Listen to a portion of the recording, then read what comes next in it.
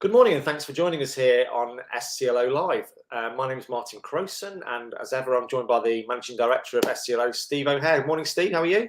Morning, Martin. Morning, everybody. I'm really good, thank you. How are you? Yeah, good.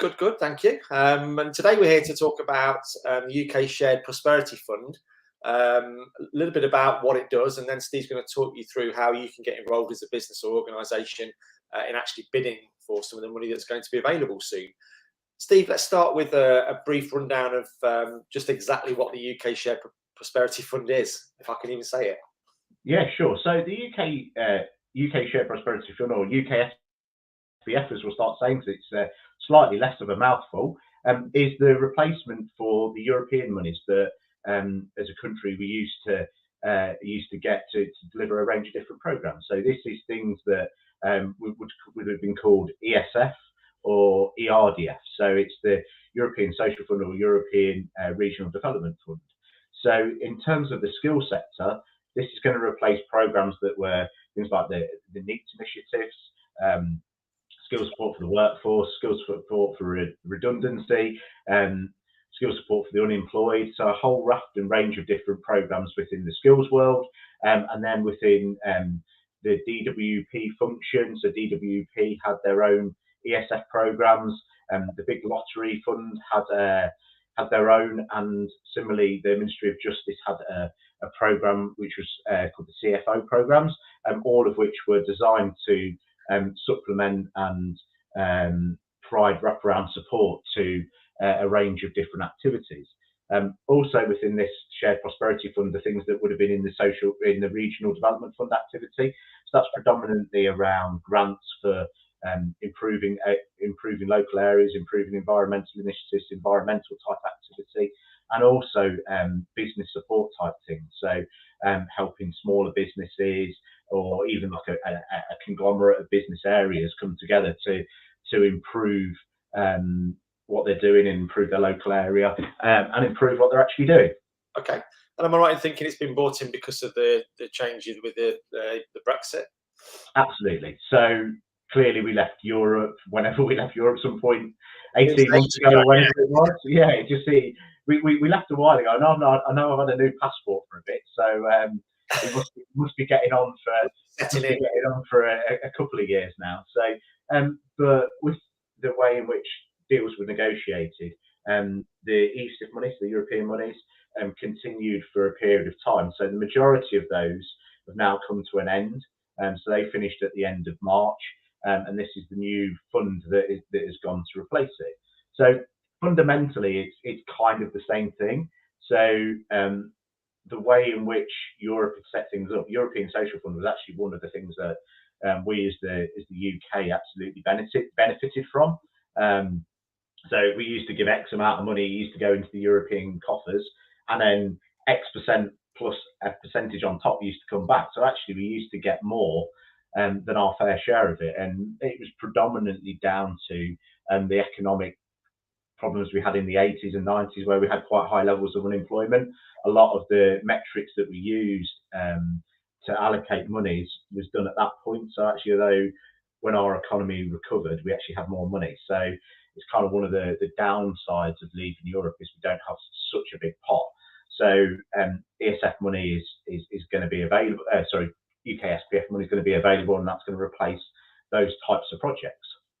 What's the sort of I guess the key principles and priorities that are going to guide how this money is going to be allocated when things are up and running?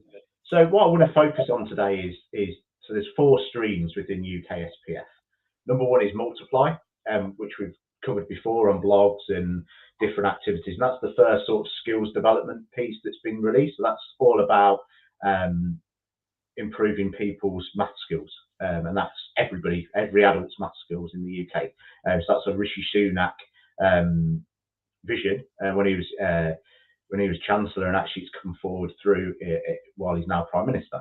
So there is then the core SPF money, and the core SPF money has what's called 3 interventions or 3 priorities. So the one I'm going to talk about today is people and skills, and that's all about helping those that are more in need of help than others. So the key sort of target audiences are longer term unemployed people, people that are economically inactive and not engaged in the system. It's helping those that have low or no qualifications. It's that real sort of trying to sort of help those that most need help. Okay. What about the economic development and the idea of this inclusive growth that is going to be laid out as a result of that? How's it different in different regions of the UK? Okay, so last time we had the European monies, it was all split by the LEPs. So across England, we had 39 LEP regions. We actually went to 38 at one point. So 38 LEP regions. So these were local enterprise partnership regions. So if we talk about where we live, Martin, in Leicester and Leicestershire, there was the LLEP. So that was a group that came together that sort of had the strategic overview of what those types of monies would be spent within Leicestershire, and there's 38 of those. So this government's committed to a process of devolution, and we've talked again previously about the whole devolution of skills budgets and the whole devolution activity. So this has actually gone to a level even further than what we've seen elsewhere. So in terms of who looks after the monies, if you're in an area with a combined mayoral authority, so if you're in London, Greater Manchester, Liverpool City region, Sheffield City region, West Yorkshire Combined Authority, to name but a few, that group, your combined authority, will manage all of those UKSPF monies. That's part of the sort of devolution deal. Again, if you're like us and you live in Leicester and Leicestershire, that it's going to depend on where you live or where you're looking to work in as to who has the money. So if you have a unitary authority, so Leicester City is a unitary authority, so that has it's a one-stop shop authority. So they have control of the multiply budget, and then they also have control of the core funding for the people and skills bit that we're interested in. So if you're in Leicestershire, it's different. So for multiply, it sits with the county council. So the top tier local authorities, the Leicestershire County Council, have the top tier, and then for the core SPF, the decision makers, it goes down to the next level. So that's sort of like the second tier. So for you and I, that's Blaby. I think you're Blaby, aren't you, or are you Hinkley and Bosworth? Harborough, unbelievably. Oh, Harborough. Okay, right. Oh gosh, you've got up in the world. Just inside the border by about 200 yards. Okay, so either Blaby, Harborough, Oadby and Wigston, Charnwood. So actually the 8 areas that sit around Leicestershire, and that's the same in other counties. So whatever your the people that do your bins essentially is the people that have the money, and they're the ones that will determine what sort of projects they would like to see within their area.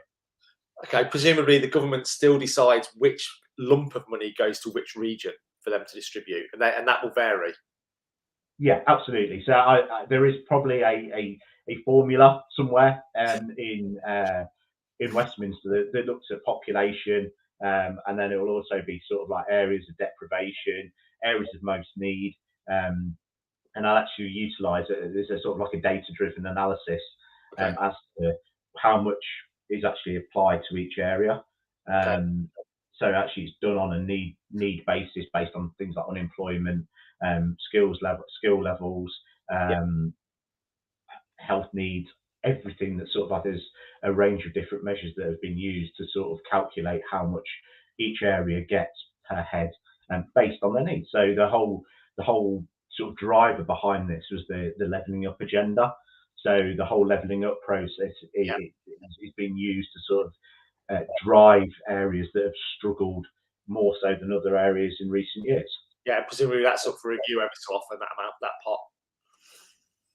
Sorry, presumably that is up for review, that pot that would go to there and there, and they're constantly evolving. Yeah. So the current SPF money is for 3 years. So that the current part goes through to 2025. So at some point in the late next year, so that's 2020. I can't believe we're talking about 2024 already. So at some point late next year, that will be reviewed, or mid next year will be reviewed in terms of what will actually happen from April 2025 onwards. Okay. If we head back to the localities, what types of initiatives or projects are going to be eligible for receiving some of the funds, and how is that criteria going to be worked out on a local level? Okay, so it really is whatever the local area wants. So it's the type of projects that they will want to build. So key things that will be is, as I kind of touched on it, is anything that, particularly for people in skills, that's going to support those with low or no skills, those that are long-term unemployed and furthest from the labour market, and those most in need of support. They're the target audiences that are going to need support. So in terms of what is procured, there is a degree of flexibility within each area. So each area can decide what they want or how best to put things out to market. But what we're seeing, particularly in recent weeks, is engagement starting with local authorities going out to the market and saying, right, okay, we've got this money. What do you think we should spend it on? With your expertise and your knowledge, what should we do? How should we develop programs that will work best for our areas, and how can we best support our residents to move forward in life? Okay. So what sort of organisations on a local level, businesses, communities can start to engage with the UK Shared Prosperity Fund? And how pretty much everybody, to be honest. So, you know, it's not to go about it as well. Yeah, okay. So in terms of going about it, so the first thing, particularly with people in skills, the first thing is there's not very much has been procured. So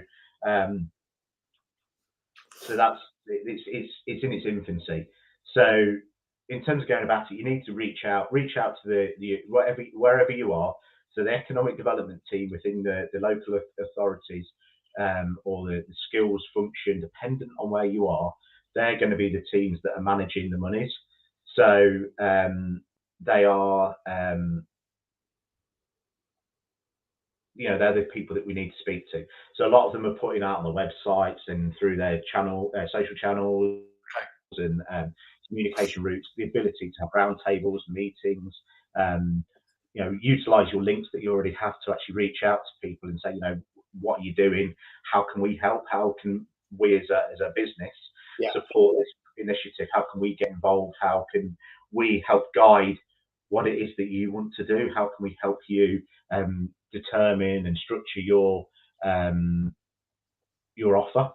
And presumably building relationships with these people and organisations as early as possible is really important. Yeah, really, absolutely, because you know this is your opportunity to almost influence what's been done. So one of the biggest arguments, particularly in the people and skills world, is, you know, we get told what we've got to do, and we don't really get to input.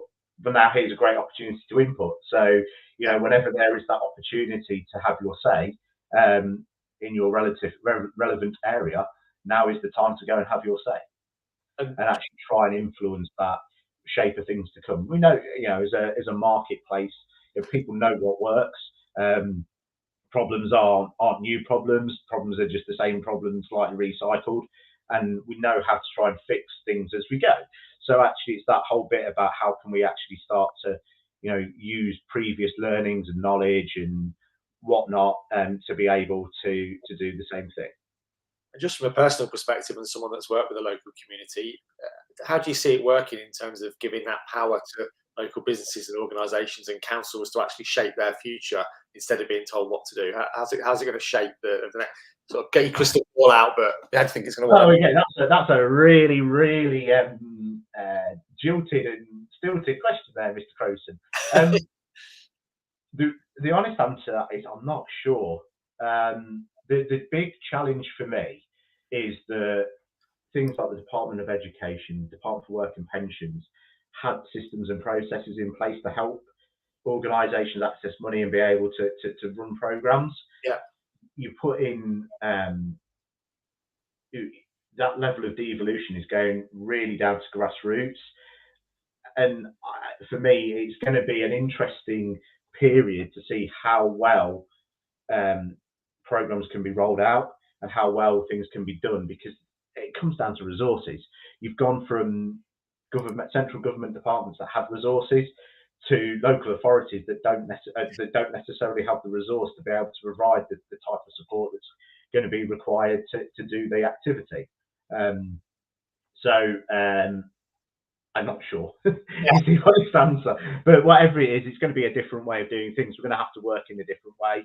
We're going to have to bear in mind that a lot of these entities and these organisations haven't procured this type of stuff for a very, very, very long time. At least not in the period of time that I've been doing this sort of work. Yeah. You know, it's going to be new for them. So that whole bit of partnership activity and working with others and engaging in an effective way, I think is going to be really, really critical within this whole juncture. I guess with any new setup, it's going to take a little bit of time for things to be ironed out, for things to settle down over the next couple of years. Absolutely, and I think if this is the route that we're going to go, then this one is going to be the one with the teething problems. You'd hope that 25 to 28 or whatever period they do is the one where things start to even out, and then the next sort of 3-year program actually becomes a little bit smoother, when people understand what it is that they need to do and what they need to do, because that's the nature of change and within any environment.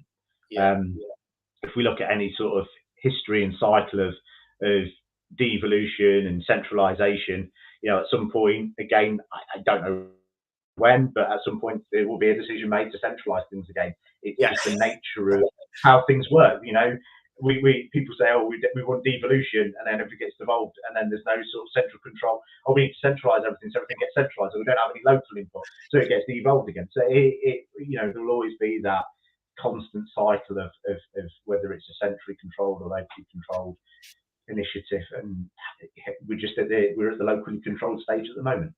Okay, sure. Steve, we're running out of time, so let's wrap it up. How can businesses and organisations and communities engage with SCLO on the UK Share? Okay, so please, if it's something you're interested in doing, once we get I think for me the big thing that the businesses need to do is to understand where they can be involved. SCLO's expertise is in supporting tenders and supporting the bidding function.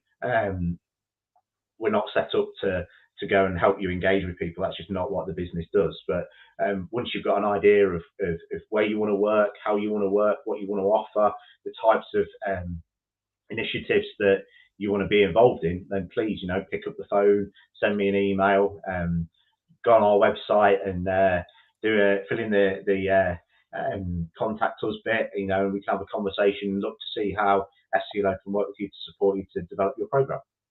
Brilliant.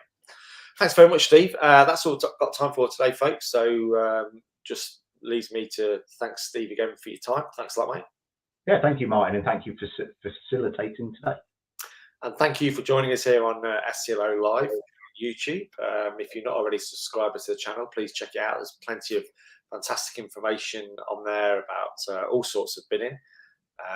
And we'll be back soon. Please subscribe and hit the notification bell if you'd like to know when our next broadcast is going to be. And in the meantime, check out the website, scloconsulting.co.uk, for any further information. That is me, Martin Crowson, just to sign off again and say thanks a lot for joining us today here on SCLO Live. Have a good day. Thank you. Bye-bye.